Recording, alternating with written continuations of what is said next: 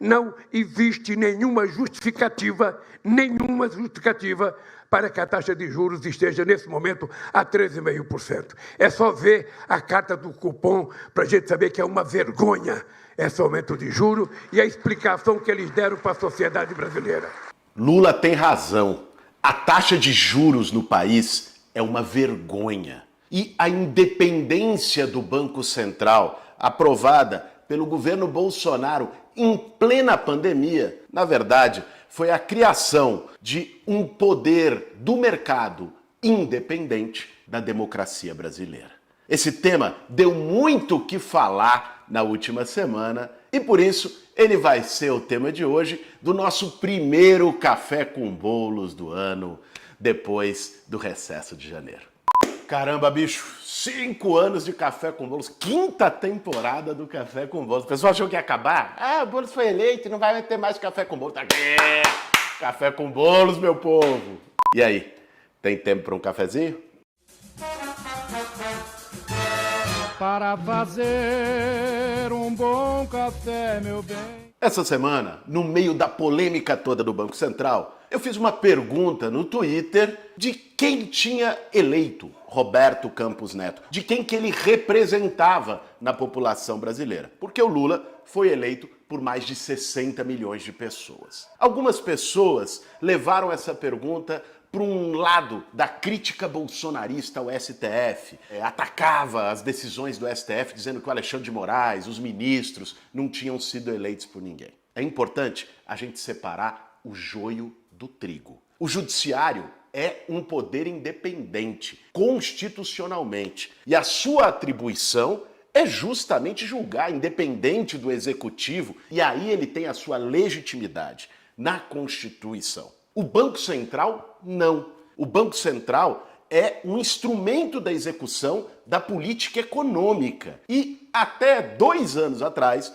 no governo Bolsonaro, quando eles mudaram, o presidente do Banco Central era indicado pelo presidente da República, como deve ser. Porque, diferente da Constituição, da Carta Magna, você tem que ter um tribunal como tem desde a tripartição dos poderes de Montesquieu, o executivo, o legislativo e o judiciário. Na maioria dos países do mundo, a política econômica é objeto de grandes controvérsias de sentido. A política econômica vai ser mais neoliberal ou ela vai ser uma política que leve, induza, estimule o crescimento do país? Isso a sociedade define nas urnas, quando ela escolhe um projeto. O projeto do Bolsonaro e do Paulo Guedes é o mesmo do Roberto Campos Neto.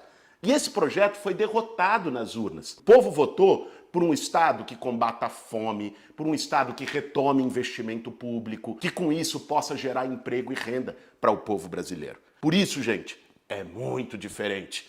Questionamento bolsonarista sobre o Supremo Tribunal, né? Tirando a legitimidade de um poder independente e legítimo, e um questionamento sobre a falta de representatividade e a falta de sintonia com o projeto eleito das urnas do presidente do Banco Central. Foi exatamente por isso que nós, da bancada do PSOL, na Câmara dos Deputados, entramos com um projeto de lei essa semana para reverter a autonomia do Banco Central. Agora, para além desse tema da independência, eu acho que a gente precisa considerar algumas coisas quando fala do Banco Central e da política monetária. A primeira delas, que sempre aparece na televisão, é a taxa Selic. O Conselho de Política Monetária do Banco Central se reuniu e decidiu aumentar em 0,5%, em 0,25%, ou reduzir a taxa Selic. Vamos entender o que é isso. A taxa Selic é a taxa básica de juros da economia brasileira. Ela é a referência para a taxa de juros cobrada pelos bancos, pelo sistema financeiro brasileiro,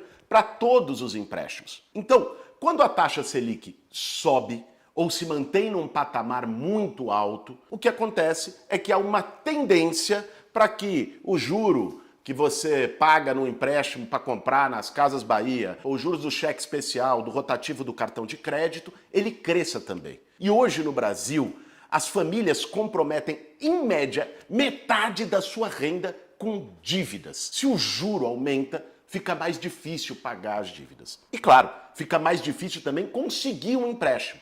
Isso reduz o consumo, reduz, portanto, a atividade econômica no país. Por isso, para ter o crescimento econômico, é muito importante uma redução das taxas de juros. A taxa Selic também é referência para os juros dos títulos da dívida pública brasileira. Ou seja, os juros que o governo paga para os credores, para instituições financeiras, bancos internacionais e tal, que emprestam dinheiro para o Brasil. Quando eles compram os títulos do Brasil, o país paga com base na taxa Selic. Então, quando a taxa Selic aumenta, uma parte também do gasto público brasileiro maior vai para juros. A estimativa é que cada 1% que aumenta na taxa Selic é 36 bilhões de reais a mais para pagar juros com dinheiro público. Mas ninguém está falando em reduzir os juros na canetada, como muitas vezes os economistas neoliberais, a turma do mercado financeiro e a imprensa fala, atacando a nossa posição da esquerda quando a gente critica os juros altos e defende que ele tem que reduzir para estimular o crescimento econômico. Mas nós precisamos entender o porquê a taxa de juros está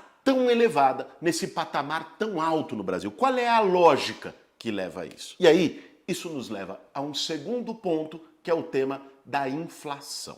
A taxa de juros, usualmente, é entendida como um mecanismo para que se possa conter a inflação. Mas por quê? A lógica é, bom, se os juros estão altos, menos gente vai pegar empréstimo, vai conseguir financiamento e com isso as pessoas vão consumir menos, vão ter menos recursos, vão ter menos acesso a dinheiro e isso segura a inflação pela oferta e procura. Isso contrai a demanda, gerando uma menor pressão sobre os preços na economia. Mas isso só faz sentido numa economia aquecida, o que não é o caso da economia brasileira nesse momento. A nossa inflação não é uma inflação de demanda, porque muita gente está indo comprar. Então, aumenta os juros, porque aí você vai reduzir o consumo e segura a inflação. Não é isso. A inflação brasileira hoje é a chamada inflação de custo. Ela foi causada por choques na oferta global de produtos como petróleo